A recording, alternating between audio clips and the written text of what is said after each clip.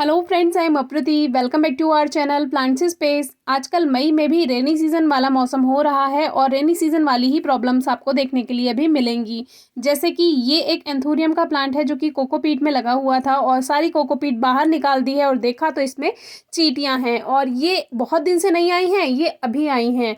तो बरसात के मौसम में क्या होता है, चींटियां अंडे लेकर एक जगह से दूसरी जगह जाती हैं अपने अंडों को बचाने के लिए। ये सेफ जगह ढूंढती हैं।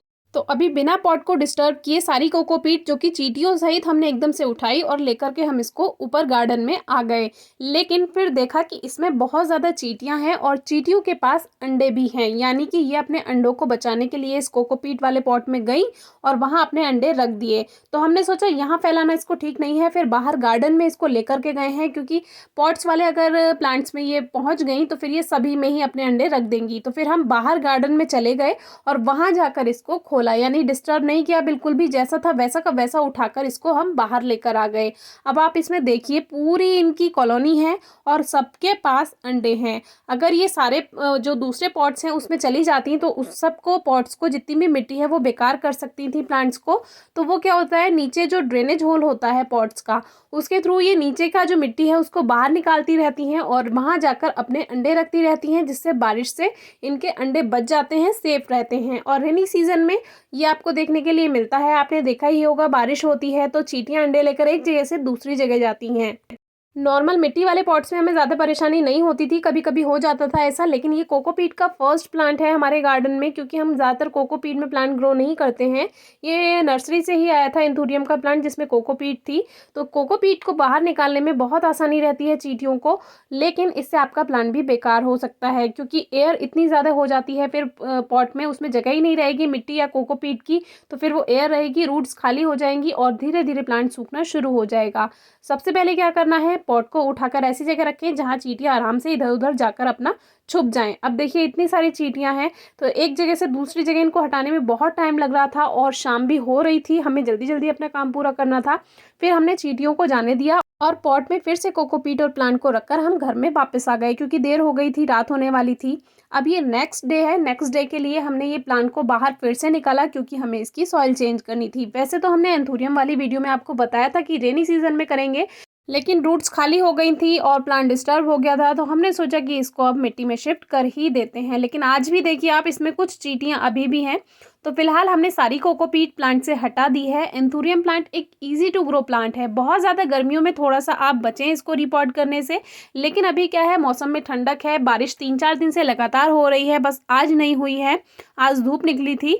तो आज ये शाम को ही हम काम कर रहे हैं, दोनों प्लांट्स को अलग कर दिया है और बहुत आसानी से हो गए हैं। ये प्लांट मल्टीप्लाई होकर दो नहीं बने हैं, ये दो प्लांट ही ग्रो किए गए होंगे।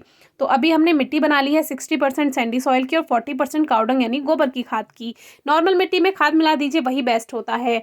और सेम पॉट ही ले रहे हैं जिसमें प्लांट लगा हुआ था और पॉटिंग मिक्स भरकर प्लांट को लगा देते हैं। आप चाहें तो इसमें थोड़ी सी बजरी, जो कि कंस्ट्रक्शन में यूज होते हैं, स्टोन्स या ब्रिक्स के पीसेस भी आप यूज कर सकते हैं, ईंट के छोटे छोटे टुकड़े, कंकड़ पत्थर कुछ भी ऐड कर दीजिए, थोड़ा वेल ड्रेन मिक्सचर बन जाता है तो प्लांट अच्छी ग्रोथ करता है। वैसे ये मनी प्लांट की तरह बहुत आसानी से ग्रो होने वाला प्लांट है।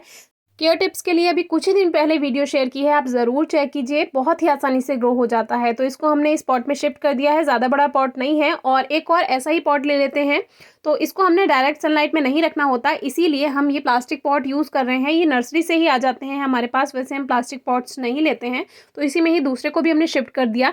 ये अच्छा था कि ये मल्टीप्लाई हुए दो प्लांट नहीं थे, ये अलग अलग ही दो पौधे थे, और जब नर्सरी में आए होंगे तो उन्होंने दो पौधे का एक पौधा बनाकर सेल किया होगा। तो जब ज़्यादा घना प्लांट होता है तो वो ज़्यादा प्राइस का बिकता है, इसीलिए उन्होंने दो प्लांट का एक प्लांट बनाकर सेल किया। लेकिन हमारा फ़ायदा हो गया, हमारे डबल प्लांट्स बन गए। इसको मिस्टिंग पसंद होती है, हल्का हल्का वाटर स्प्रे तो ज़रूर प्लांट पे कीजिए और हल्की ही नमी मिट्टी में बनाकर रखिए। वेल ड्रेन सॉइल बनाकर रखेंगे, प्लांट बहुत अच्छी ग्रोथ करेगा।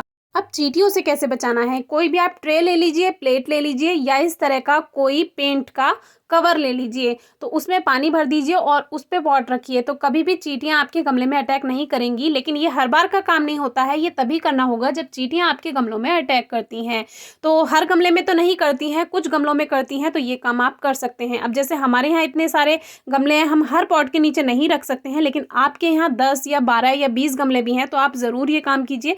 बहुत ही अच्छा आइडिया है, ना कोई दवाई यूज़ करना है ना कुछ, और इस तरह से आप चींटियों से बचा सकते हैं। अब जैसे मान लीजिए किसी किसी को पानी में पॉट नहीं रखना है, तो उसके लिए आप इस तरह के कोई स्टोन ले लीजिए, मार्बल पीस ले लीजिए और इस तरह से पॉट को उस पर रख दीजिए। तो चींटियाँ जो है वो पानी को पार करके पॉट तक नहीं पहुँचती हैं। ये बहुत आसान आइडिया है, अगर आपको अच्छा लगे तो ज़रूर बताइएगा।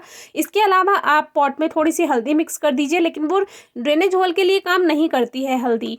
आप चाहें तो पॉट के चारों तरफ भी बिखेर सकते हैं, लेकिन ये काम रोज़ रोज़ नहीं किया जा सकता, इसीलिए ये पानी की ट्रे वाला जो ऑप्शन है ये बेस्ट है। बाकी पानी आप 2-4 दिन में चेंज करते रहें, नहीं तो मॉस्किटो लार्वा यानी कि मच्छर के लार्वा होने का थोड़ा डर रहता है, तो इसके लिए थोड़ा ध्यान रखें। Thank you.